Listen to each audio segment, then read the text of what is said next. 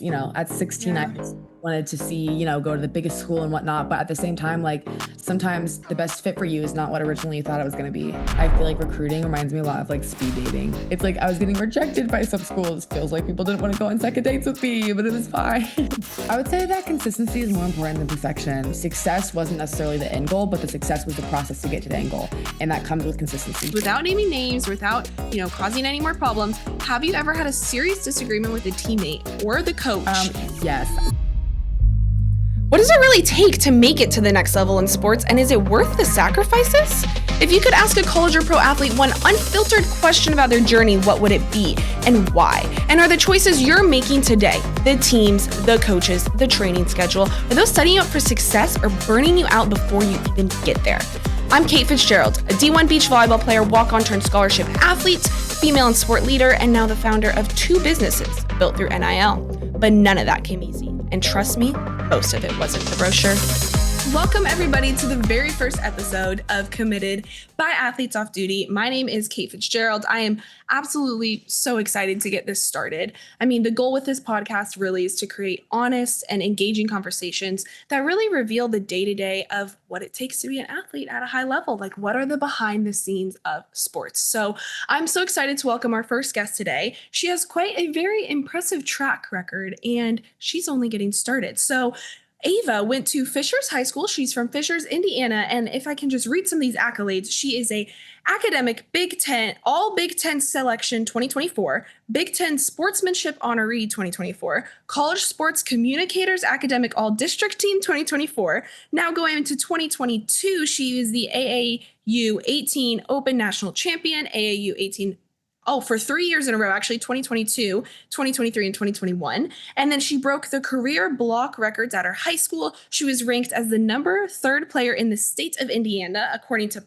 Prep Dig, as she got started. She was first team all conference, all district in 2021 and 2022. She was named first team all state in 2022, a member of the IHSVCA 4A All-Star team in 2022, and she was named to the 2022 AVCA All-American watch list. Please welcome D1 Indiana University volleyball player, Ava. Ava, please welcome and say hi. Thank you so much for having me. I'm so excited to be here. I'm so excited to be here too. This is like, you and I have obviously have a little history going back. You were my first ever VB America athlete back when I kicked off that NIL program. And I've loved over this last almost year to see and watch how you've kind of grown and shape a path for yourself in college athletics. But please go ahead and share a little bit more about yourself. Yeah, thank you so much. Especially this past year, like just ever since we got connected, I feel like so much has happened. But originally, I'm from Fishers, Indiana, so I am somewhat close to home, about an hour and 15 minutes away from home here at IU. I'm a middle blocker. I'm a junior this year. I absolutely love it at IU. I've been playing volleyball since, oh gosh, I want to say maybe I was 12 or 13. I feel like now I forget. I feel like now people start playing volleyball when they're like 7 or 8. Like people start so young now compared to when I started. I know. I know. Now it's like if you aren't fully ready to go at 7 years old, you're screwed, which is just not true. But yeah. What it feels like nowadays. Totally. I didn't start till high school and you'll be okay. And it sounds like you kind of were the same way. Yeah. Yeah. Oh my gosh. Well, that's amazing. Well, I'm so excited to get started and I think we should just dive right into it. You had, like you said, you stayed close to home. But I mean, these accolades I just read off were incredible. So clearly you must have had a really unique recruiting journey. So to start off, I'd like to just start from the beginning. If you could give a little more background about yourself, your career, what got you into volleyball? When did you know you wanted to play in college? And what was the recruiting journey like for you? Oh, the first sport I ever really fell in love with was actually basketball. So my dad played basketball in college and all throughout high school. Like that was his sport. And so my brother also just growing up playing, and so I'm like, oh, like I want to come out and play on the garage, like you know what I mean, like out in the totally. like I want to be part of it. So basketball is what I played for the longest time, and I loved it so much. I was one of the kids where I would play like a bunch of different sports growing up. So I would play like cross. I did taekwondo at one point, like just did different stuff. So I remember I finally. Awesome. That was pretty fun too. I don't think I'd be good at it now, but back then I loved it. So then I finally got into volleyball because my mom played in high school actually. So I finally picked up volleyball for the first time, fell in love with it, just fell in love with the sport. And then before high school, I stopped playing basketball and was really focused in on volleyball because I decided that I think that that was a sport I wanted to pursue in college. I feel like everybody's recruiting story is so different. Recruiting is, it's a lot. I always try to like, Completely. I think like in my head, I feel like recruiting reminds me a lot of like speed dating. It's like you're just like going, like talking with different coaches, like first like an hour call here, a couple emails here. I just feels like speed dating and like sometimes Yeah. want to go on another date. Sometimes they don't. Like it's such a hard. I love that comparison. Yeah, like that's like what the way I always thought about it. Like even when I was in it, I just feel like it's like I was getting rejected by some schools. Feels like people didn't want to go on second dates with me, but it was fine.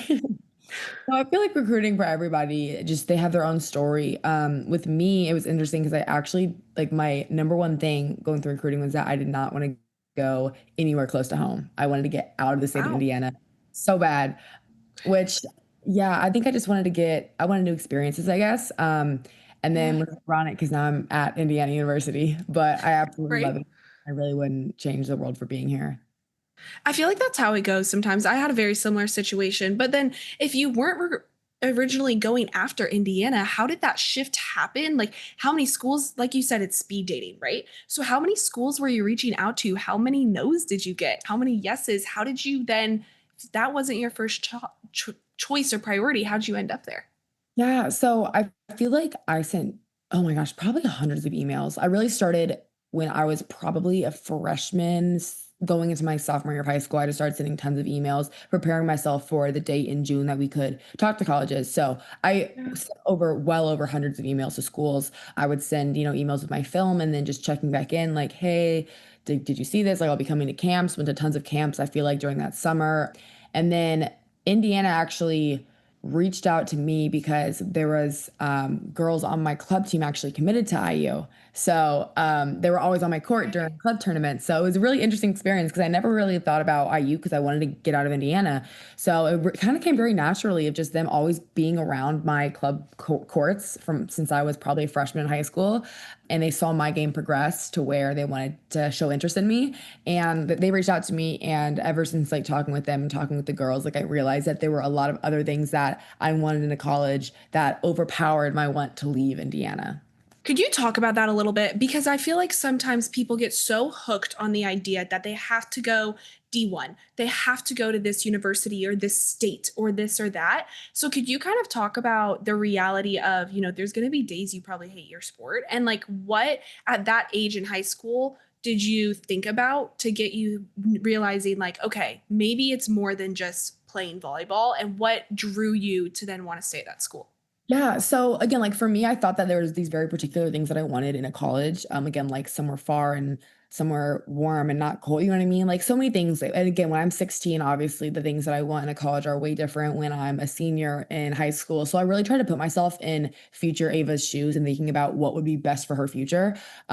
Especially, like when you go to a school to play volleyball, you're not just there for volleyball, you're there for school as well. So I really tried to do a lot of research and just into the different thing like academic stuff here at IU. I feel like that's a big part of recruiting as well that people don't really think about because when you think recruiting, you think volleyball, which it is, but along Right. with volleyball, student athlete, there's so much more that comes with that. And Yeah. another part that I didn't really realize how important it was to me was just the people being around the right people and people who generally wanted to see me be the best version of me. That's something that the second that I talked to this coaching staff, I knew I wanted to just be a part of. And again, that's not something that I originally really crossed my mind. I was, at 16, I Yeah. just wanted to see, go to the biggest school and whatnot. But at the same time, like sometimes the best fit for you is not what originally you thought it was going to be.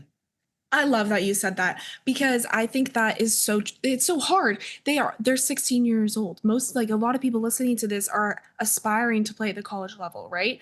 And at 16 years old, you have no idea what you want. I look back now at 23 and to everything I thought I was coming into at 17 when I signed my national letter of intent at the time, completely 180, right? So Right? I think that's fascinating, but you kind of experienced that too because once you finally got to Indiana, there was a shift. You had a let me see, you had a major team reset after your freshman year, right? So how did that play out? How did all of that go behind the scenes? How did you navigate that? Because you said you came for the people and it sounds like the people kind of changed.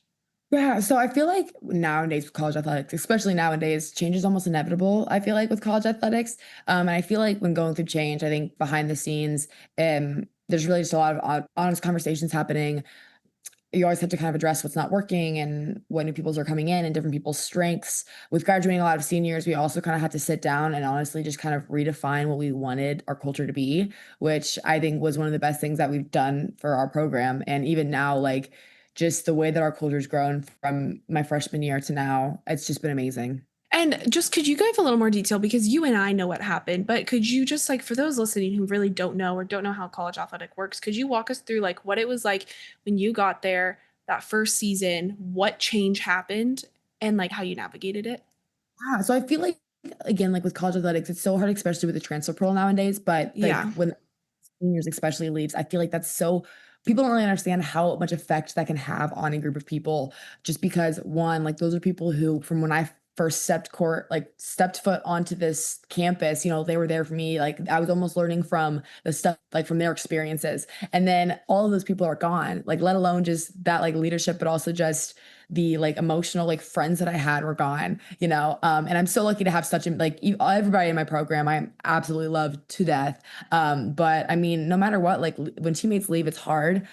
So I just think like having to, I mean, at one point in spring, we had 9 people this past year. It just gets a little bit challenging when you have a smaller number of people. But again, like with having a smaller number of people, I feel like we really tried to look at it in a positive light as using it as an opportunity to try to like see how we can make a gym of a small amount of people seem like it's a packed gym, or figure out Yeah. if we can redefine the culture before the rest of the team gets here in summer. Yeah, so when you came in, you had a full team, and then as you were leaving that year, there was all the seniors left and you were down to 9 girls. Yeah, Is kind yeah. of what happened. That's yeah, that's crazy. And then so behind the scenes as an underclassman, how did you step into a leadership role and what worked and what didn't? And were there conflicts with teammates during that shift? How did you handle that? Like stepping into a leadership role as an underclassman is always going to be a little bit tricky because like I'm Yeah. still self, obviously, still proving yourself and just not wanting to overstep in general. But I feel like I realized pretty early on that leadership doesn't always have to mean that you're the loudest in the court or the one that's calling all the shots. What did work for me was showing up every day with consistency. I stayed ready, I brought energy and focused on doing the little things right. Whether it was Yeah. encouraging a teammate or just staying locked in during drills or even asking questions to help make the group as a whole better. I figured out how to lead in a different way to where I felt comfortable and I felt that I wasn't stepping on anybody else's toes as well. Yeah, that's incredible. So how did you figure that out? Do you have any examples you can give of like what you did? Yeah, so I feel like I'm always been a very organized person. So I feel like when it comes to even like small things like helping with practice plans, like when before we get into 8-hour weeks in spring where we can't have coaches around, like helping with that stuff or helping just keeping things organized, whether it's communications through our strength staff and our training room, just little things like that, I feel like are really in my wheelhouse in general because I just love being organized and staying on top of things. So I feel like really owning in on that side of stuff, like more of the operations stuff. And then along with just making sure I was checking in with a lot of people, I feel like I'm a very hands-on person when it comes to like trying to help other people out and lead in a very kind of like friendship manner. Like I'm always holding people's hands at the net. I'm always making sure if I see somebody having a down time, I try to talk to them and lift them up and try to just make sure everybody around me is having the best day possible that they can have. I remember you and I spoke one time about the holding hands. You gave some really cool examples. Could you kind of go into a little bit more about what it's like? Because a lot of times, a D1 university, these are highly driven, highly competitive athletes, right? And so it's natural that conflict could occur or it could be difficult. So, what did you do to counteract that? And tell me a little more about this holding hands story as a what you Yeah. did.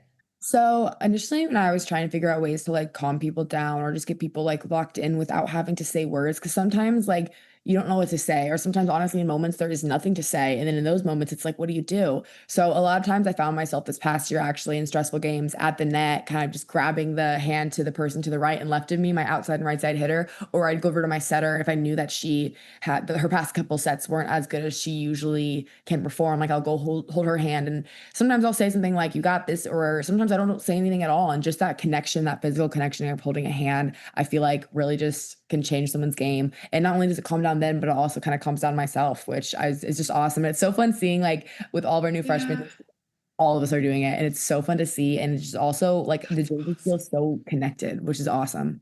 That's awesome. And how was that response the first time you did that? Were girls a little bit like, "Whoa, what are you doing?" Because I know that's you're competitive. You're locked in that moment. So how was that response? How did you reshape that culture?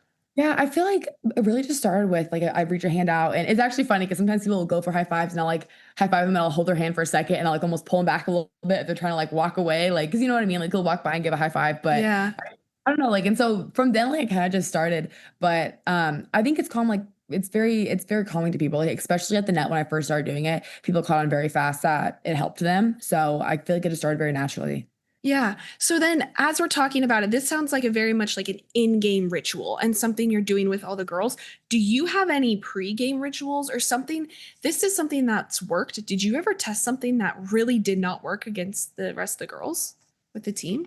A pregame ritual that, like, I really tried to get into and just, I can't like, I used to do a lot, but I can't really since I got to college is honestly, like, putting headphones on and listening to music before games. I just can't do it.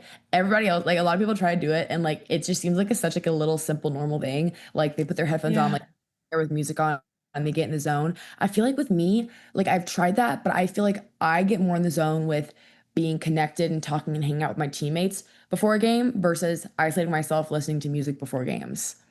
Okay. Interesting. I feel like I said, like, I love music and I like will listen to music, in the locker room, like together. I like doing that. I just like being more connected. I feel like for me, connection with teammates helps me pregame and pre-match versus isolation with like headphones and music. But for the longest Yeah. time, I would do headphones and music and just put myself in the corner for like 10 minutes before. But I realized like I Yeah. feel way better not doing that, which was interesting. Like that's such a That's great question. interesting. 'Cause a lot of people talk about the things that they do and not things that didn't work.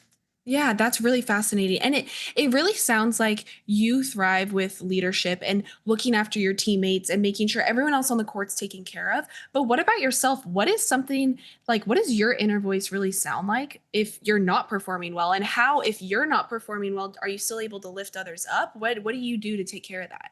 Yeah, I think that's something that still, like, I'm honestly still trying to figure out. I think everybody can say that. And I feel like that's the one hardest part about leadership is that even when you're not having a good day, you have to figure out a way to still lift other people up and be there for other people.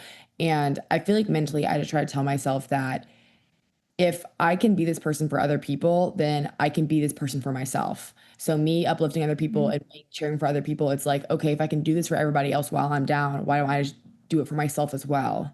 So I feel like I almost try I to love like that. kind of the same thing of like fake it till you make it. So it's kind of something Yeah. like that, I guess. And I just kind of treat myself like I would treat my other teammates in that moment. That's really great to hear. You can't, you got to just keep treating yourself well. I'm going to go ahead and circle back a little bit to a couple recruiting questions really quick. So, like you said, you weren't expecting to stay close to home. So, when you decided to go to Indiana, what was that like? When did you finally make that decision? I'm going to commit here. And how did that process work? Yeah, so I came on a visit here. This is actually kind of a little bit of a funny story. So I came on a visit here, and the second I stepped on campus, and like, I mean, I was a 1 day visit, and I fell in love with it. I absolutely fell in love with it, and I knew it was a feeling that I haven't felt on any other my other visits before, and it was a feeling that I was almost waiting on. So like, I was waiting to feel this way with a campus of just falling in love with everything. So I finally felt that feeling. I went home, and I remember talking to my coach before I left, and he was like, all you gotta do is just give me a call and tell me I'm in on this. Like, let's do it. So I called him. I got home that night, and then I talked to my parents, and I'm like, okay, like I'll wait a day. So the next day I called him, and I'm like, picked up the phone straight up, was just like I'm in, like let's do this thing. And then I remember like posting out on social media. Actually, I didn't even think about it on April 1st, which is April Fools, and I remember getting so many texts like, wait, like are you actually going to IU? Like That's not awesome. hilarious to look back on it because I got so many texts like, congrats, I think. I'm like, yeah, I actually did. I did commit to IU. Because people You're were like, just I'm like, not joking. I'm not joking. not joking. Like I know it's April Fools, but like I'm not joking. But I mean, it was really just that feeling Awesome. of like it was a feeling I was honestly was looking for through my whole recruiting process, and when I felt it, I knew that it was right. That's amazing. And then once you signed your national letter of intent. When you got then to Indiana, what was your like what was it like walking in there the first time, stepping on campus, walking to your first team practice? Do you remember that feeling or like and how does it compare now to when you come back? It's honestly crazy trying to compare like the two feelings because I feel like I'm just such like thinking about that. I feel like I'm almost thinking about another lifetime. Like it's crazy to me Yeah. to think about the person I am now and also just like the way that I'm going about volleyball now. I feel like the word to describe it was I feel like super just anxious and scared. I think like going anywhere that's not super comfortable for you for the first time obviously is super, like you're Of nervous. course. Uh, but I do remember feeling so surprised about how accepting I felt. I think that's a very similar situation to a lot of girls I've talked about with their first experiences when it comes to like college volleyball is they expect people to be mean because it's a different, like, you know what I mean? Like you're the new girl coming, Totally. but really like I feel like it's always just so much support because those girls are generally just so excited to have somebody else to be part of the sisterhood, to be part of this group that you're just, Yeah. you know what I mean, like you're going through hard together every single day. Like they're just so excited to have new faces and new people. So I was a very supportive feeling, but just the level of confidence that I have now in not only my volleyball, but also just myself in general is just so much bigger than younger Ava was when she came to campus. But that's a really great question because I haven't really thought about like those feelings in a long time. Yeah. And when you say it feels like a different life, like what changed? What did you go through? Did you go through like a very pivotal moment? Is there something that happened or was it just kind of with time? I feel like a lot of it is with time, but I also just think like I don't know if there's necessarily one major moment, but I just think so many moments together. Like there's a moment of when you first get into your dorm room for the first time with your roommate. There's a moment of your first practice. There's a moment of your first ever Big Ten home game, the first ever away game. I just think it's a mix, like a build of all these different moments that finally got under my belt that then led to me my next year having an understanding of how it all was to me now having not much more than just a better understanding of that, but also trying to have a leadership approach with all of it. It's just so much Mm-hmm. time as The well. moment. Within those moments, do you think you were fully present and able to like feel them or were they more where did the nerves overcome you or how do you view that now? Looking back, I think I was very present because it's the first time and it's like shiny new things. It's like I think I Yeah. was present because it was such a new experience for me that I was just so giddy and like excited to be a part of it. Yeah, that's awesome. That's awesome. Well, I mean, that change has caused like okay, so you are going into your junior year, right? Yes. Okay. So since the time you started as a freshman, like you said, you feel like a completely different person, and that's kind of showing online as well. You've clearly really, I mean, you've made a name for yourself, not only within NIL opportunities with a starting position and records and your ability to perform as a volleyball player, but what a lot of listeners don't know is Ava also just launched her own clothing brand called Project U through NIL opportunities and everything. And so you've made a name for yourself during the shift during that time. How did that happen? Take me through it. Like how did you navigate it all and how did you even get started in this like journey?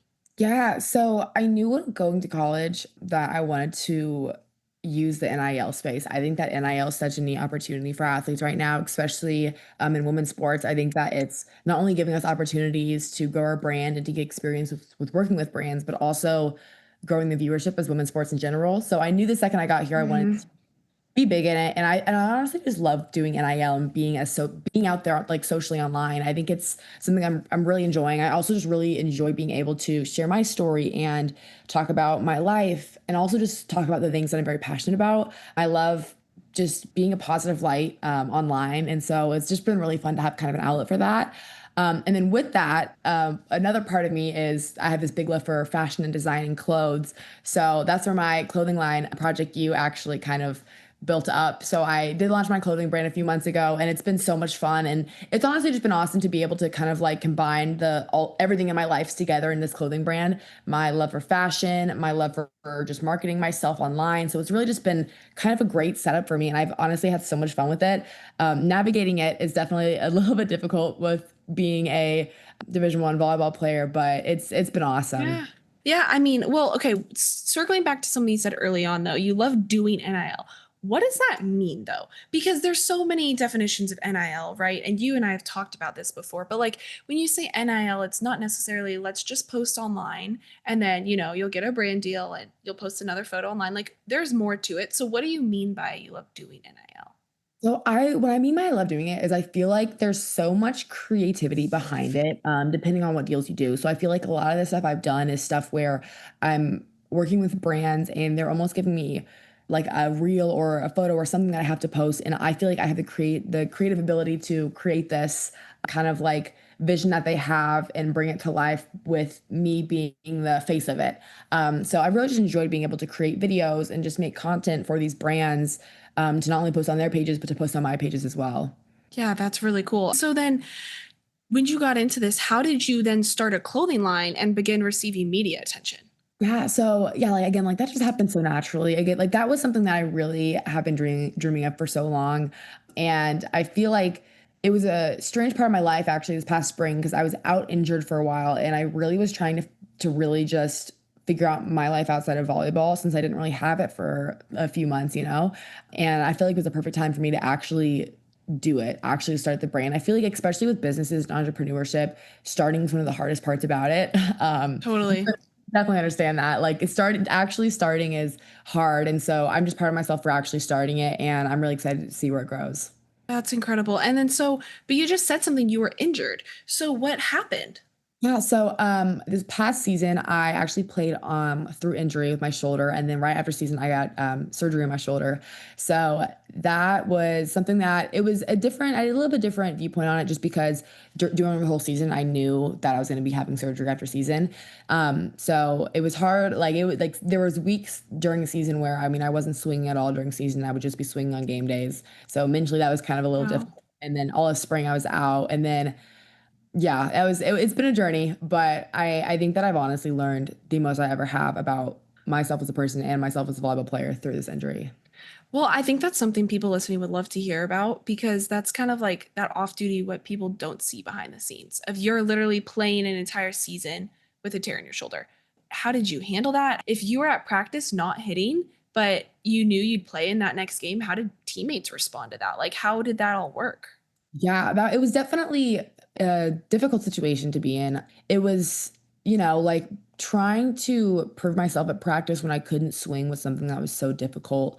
And then going into a game, and I remember being in warmups, and it'd be the first time I'd swing at a ball in a week. And I'm like, hopefully my Yeah. shoulder's working today. Like, hopefully I can get it going for this game. Yeah. I feel like teammates were so supportive of it because they knew that it was what was really saving my shoulder to get me through season. My teammates were so supportive of it. And when it comes to like learning of just like during the recovery process, like the months that I've been out all of spring, I feel like when it comes to like injuries, athletes look at it and usually negative light of, oh, like this sucks. I got to set out at practice. I can't do lifts. You know, like people always think about the negative. And I feel like I really tried to switch my brain to think about the positives. So even though I can't physically with my athletic ability be able to help the team, how can I help the team in different ways, whether that's being a good teammate, leadership. And I feel like that's really where I kind of excelled with my leadership and just teammate skills was because that's really what I tried to focus on. So because I knew that at one point when I could go back to playing volleyball, I wanted to have other parts of my game that I could grow and bring back into my game when I was physically able to play again.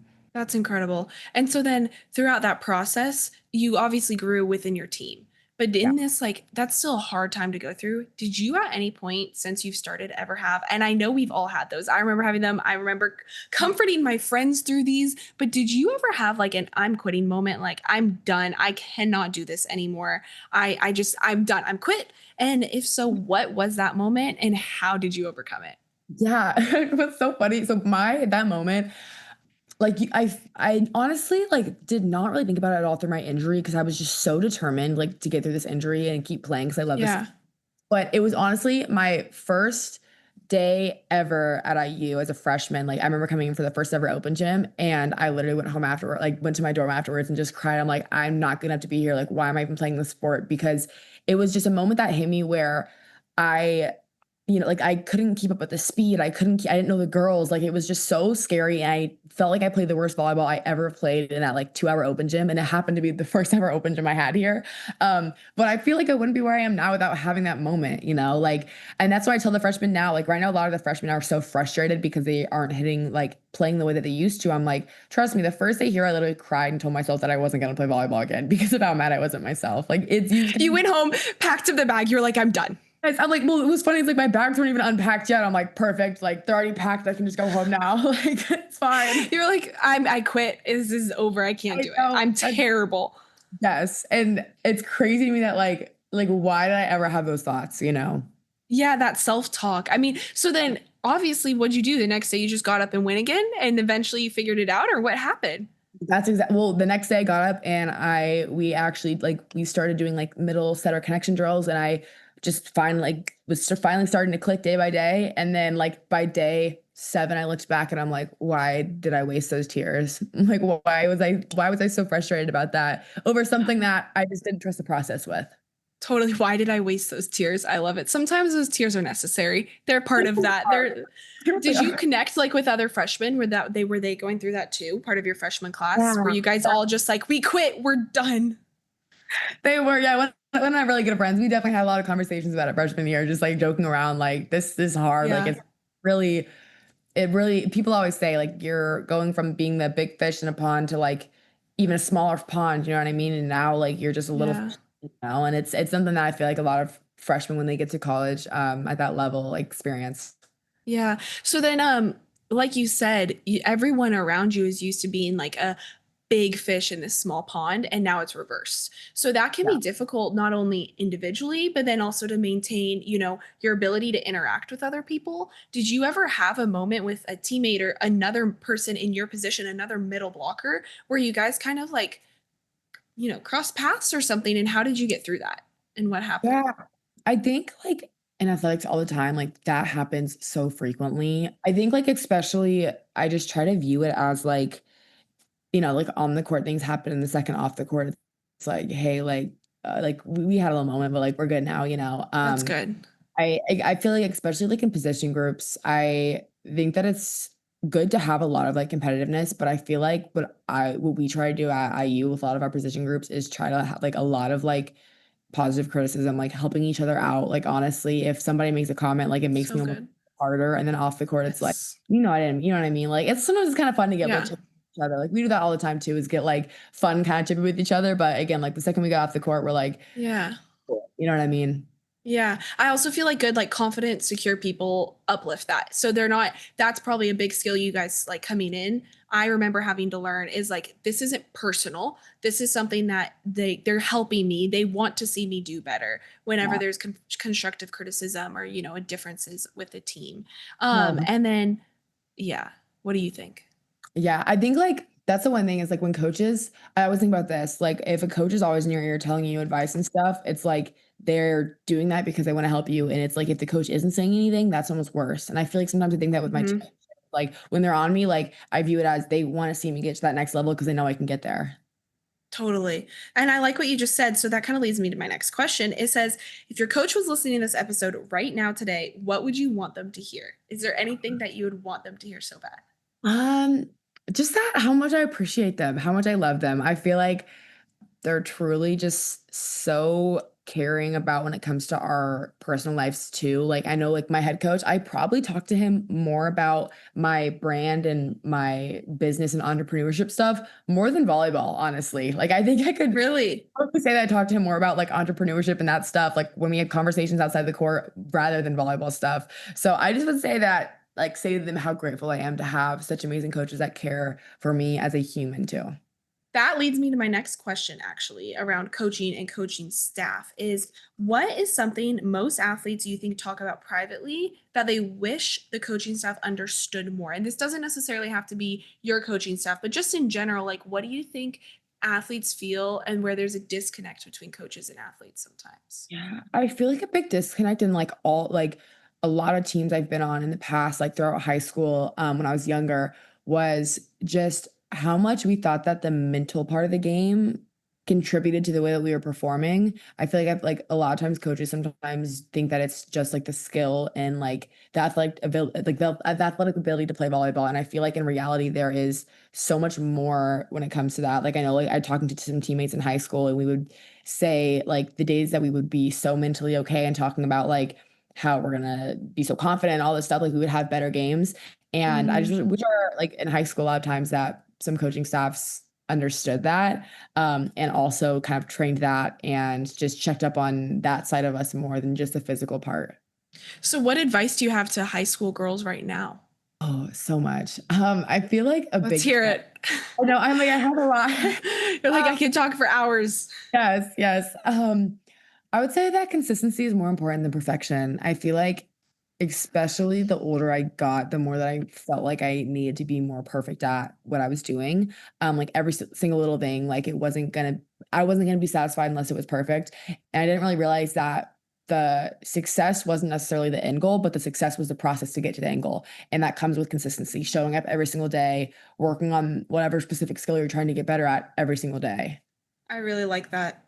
Success is the process to get to the end goal. It's like the I love journey, that. it's not the destination. Kind of another way of saying that. I like that a lot. So then, with all of that and the idea of perfectionist, is there a pressure you still feel today, even though you've had success?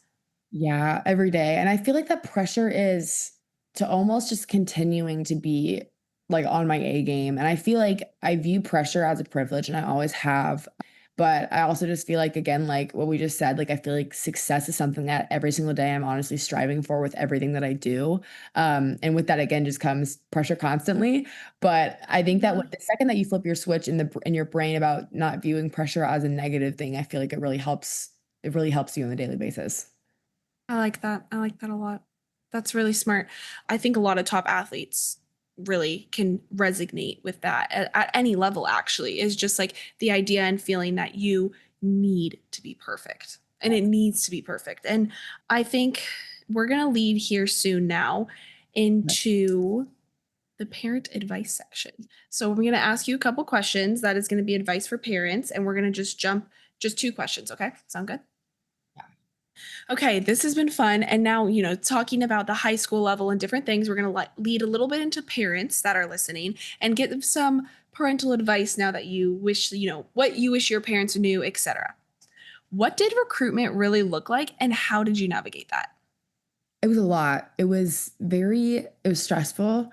Like we said, like again, it felt like speed dating. I feel like mentally it really took a toll on me. And I'm just so grateful that like my parents, I feel like were very helpful when it came to just the support. Yeah. Like I remember writing all the emails and having like my mom next to me just helping me sometimes word stuff and just like almost confirming me. Like I would be so almost like anxious and overthinking if this is the right kind of thing I should say. And I just remember her telling me like almost feeding that confidence into me, being like, yes, like send those emails to all those schools, like feeding confidence into me that made me feel like I generally could take over the world. Like she made me feel like every single school I would email, like they would get back to me. Like that's literally how my mom made me feel. So I just think like having that by my side was so helpful when it came to navigating recruiting. So it wasn't as much if they were helping you with your skill or like drafting the email for you. It was that encouragement and that belief to put inside your mind, like, okay, I don't have imposter syndrome. I'm going to get an email back. Like, I should be doing this. Yes, 100%. It's crazy like to think that just that little bit of confidence being fed into my brain was what got me over the hump to actually send all those emails. Yeah. You think that was more important than anything of a parent saying, like, oh, get outside and, serve 20 balls? Yeah, I think that was like really probably what helped. I feel like for me too, I feel like what I would really struggle with was the mental side because I would always feel like I got burnt out often physically just because I was always trying to get extra reps, always trying to go at it. And I didn't really process how important that side of Yeah. volleyball was until I got to college. And I feel like that's really huge, the mental game, especially with female athletes.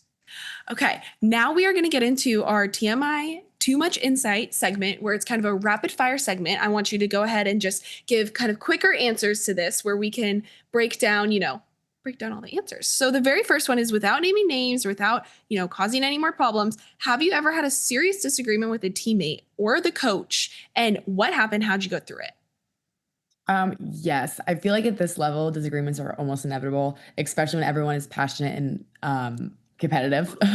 And when it comes to moving through it, I think that it's kind of the only thing that you can do. What happened? Um, Do you I have feel examples?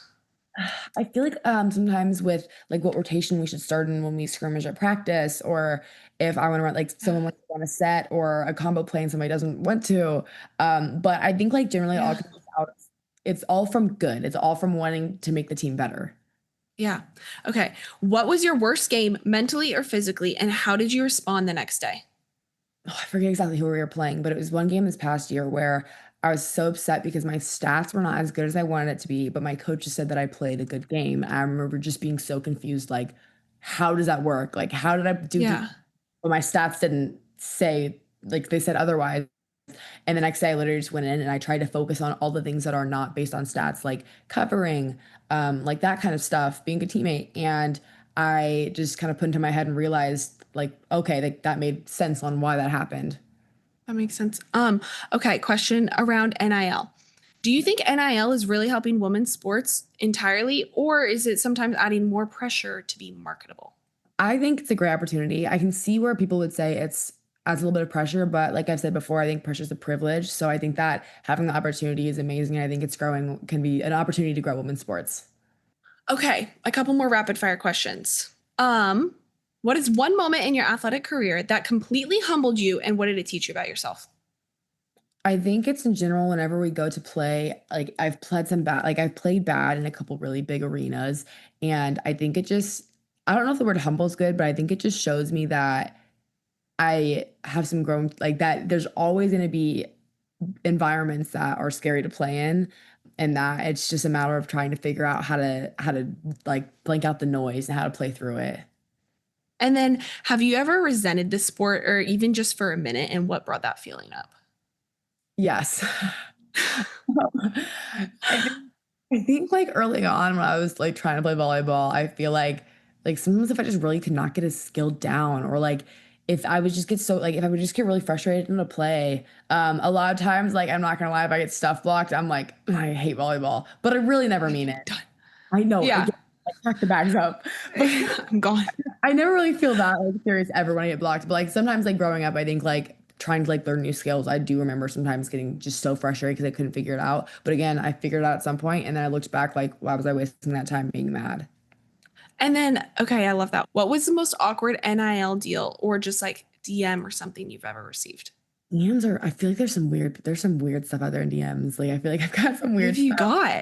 got? I don't know. Just I feel like some people are weird on DMs. I actually, okay, this is not like, I think like the weirdest NIL thing, I wouldn't say weird, but I would just say like unique NIL thing was somebody asked me for like, cause I do like, photos, like shout out videos, and somebody asked me to do a video, for I think it was like their niece and nephew, I think. And it was like showing them like some at home drills that they could do cause they were getting into volleyball, but they have a love for fashion. So they wanted me to like incorporate like a fit check like outfits, like cool outfits into the video of me showing volleyball drills. And I remember being like, this is so strange, like so like unique. And so I straight up like I brought like five different outfits to the gym and I literally was like doing like a passing drill against the wall in one outfit and then I would do like an OOTD and then like I'd change outfits to another outfit and like do like another like set like a drill or something against the wall. Isn't that so strange? So they asked you to do like an outfit check while doing drills and send it to their kid? Yeah, it was like a hey, like so and so, like because like Yeah. they were trying to get them into volleyball, and they thought that by like incorporating fashion, because the kids like they loved fashion, that like maybe they'd be more apt to like wanting to like get into volleyball. Like the kids love fashion and volleyball, and I love fashion and volleyball. So Fascinating. but it was just so crazy because I was reading it, and I'm like incorporate outfit checks like OOTDs into at home volleyball drills. So it was a challenge. That's so fun. I know, I'm like, this is a Did you challenge. do it? No, I did it.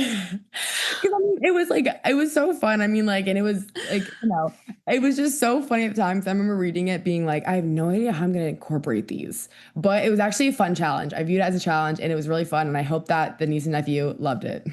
That's awesome. That's so cool. Okay, another question for you is, has there ever been a moment where you were like low key excited not to be starting, or to like have a day off, or just be like, "Ugh, I'm relieved not to be playing right now"? I feel like like off days. I think like that happens frequently in off days, but I think it's just more so relieved that I can just like finally sit down and have like time to like have like let my body almost like rehab and do treatment and stuff. Yeah. I feel like there's just always that like relief that athletes have on off days. Could you tell someone really quick, like what? Just walk me through quickly average day in the life, like morning to night, wake up to Right. bed. An average, I'll do an average school day. So like I have my classes usually all in the morning, sometimes at night, depending on like what your major is. And then we have our practice block, which is from 1 to about 5 p.m. So like in the morning, I wake up. I'm a morning person, so I wake up usually at like 6 a.m. I get my coffee, my matcha, all this stuff. I go to my classes, and then I have lift at about 1 for an hour, and then we all go get snacks and then go to practice, which depending on the day, like with how heavy we went the day before, if we had a game or whatnot, usually about 3 hour practice, 2.5, 3 hour practice. And then after that, usually some people will have some classes to go to. And then the rest of the day is just for homework, laundry, getting stuff done. And then usually that's the same thing the next day. But depends, like our schedule in spring and then game day schedules are always different. They're a lot more fun game day schedules, but that's a typical day. That's really fun. Just back to back, 24/7, always going. Yep. Okay, I only have a couple more questions here for you. Right. Have you ever posted something? Because we're gonna get into NIL a little bit here. Because you have NIL in a couple different ways, right? You've done like personal, just classic NIL media brand endorsements, but then you also have your clothing brand. So how do you manage those two brands? And have you ever posted something and to boost engagement and then quickly be like, why did I post that? I really don't know if I ever have. I think Okay. sometimes like when it comes to like TikTok and like different social media other than Instagram, I'll post stuff and I'll almost be not like regret it, but be like, oh, I don't think I like that as much as I did, and then I'll delete it. But I don't think I necessarily ever have done it to like boost engagement and delete it. But when it comes to like managing social media, I think like volleyball is always gonna be volleyball, but I treat all the other stuff outside of Yeah. it like a business. Like I schedule stuff. It's heavy time management. Um, but that's kind of how I honestly like balance the two. So here we go. TMI segments. Too much insight. Really quickly, get to know Ava a little bit better. Ava, go ahead and just rapid fire answer these questions. What is your go-to hype song before a game? I know you don't like Uh, hype songs, but if you were to do a hype song with the team, I know you don't like them, but when you're with the team, if everyone's together, what is like, okay, we all need to listen to this? I like Lil Demon by Future. I just like songs with like heavy bass and stuff. It's good. Okay, most used emoji right now. A laughing emoji, but like the tilted one, like the tilted Like laughing emoji. that. Yeah. Yeah. Okay. Okay. What is your Starbucks coffee game day drink order? Grande iced matcha latte, oat milk with extra scoop of matcha, extra pump of syrup, and strawberry cream cold foam.